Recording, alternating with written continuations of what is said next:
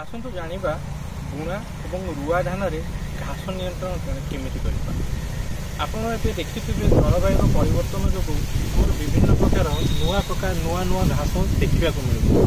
आ विशेषज्ञ मतरे आमर धान क्षेत्र में घास जो 35 ରୁ 40% अमल नष्ट होता है, जहाँफल आमर कौन हुए ना आमर अमल जी पाइबार थाए तार 35 भाग कमी जाए। 100 केजी जगह आम 35 केजी कम पाई आम अमल पाई। तेणु घास नियंत्रण करने निहाती आम दरकार रही है।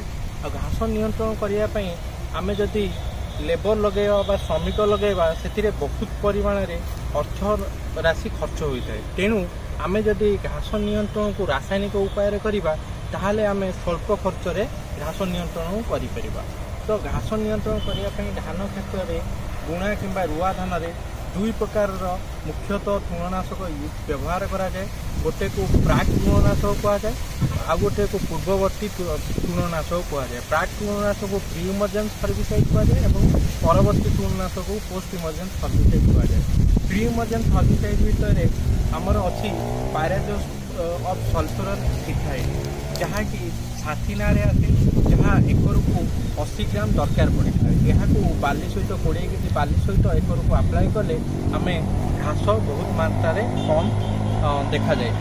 तापर आमर गोटे लोंडाक्स पावर ना आसूची जो थी कि बेंसफ्ट मिठाई प्लस पेटलाकर मिसिकी रोचे दुईटी केमिकाल सेटारे आम एकर को ताहा माने दाना दाना ही आसी था, जहाँ 4 केजी एकर को व्यवहार करा जाए। सेहीपरि जो प्राक तृणनाशक जो यूज करा जाए 3 दिन भीतर व्यवहार करा जाए। यदि 3 दिन भीतर आम व्यवहार करुचे तार 10 दिन पर 15 दिन पर आम देखा घास नहीं ताहले आम पोस्ट इमर्जेंस परवर्ती तृणनाशक अप्लाई कर दरकार नहीं। जदि घास देखा जाए ताहले परवर्ती तृणनाशक अप्लाई करवा। परवर्ती तृणनाशक जमी बिस्मारीबाइक सोडियम जहाँ 80 ग्राम एकर को जहाँ 200 लिटर पानी मिसिक पका पार। एवं एवं गोटे नुआ घास मरा आसी सियाल्फो ब्यूटाइल प्लस पेनाकुलम भिवाया ना मिलूँ ताकू आम 800 ग्राम एकर को अप्लाई करें, जहाँ 200 लिटर पानी मिसिक अप्लाई कर।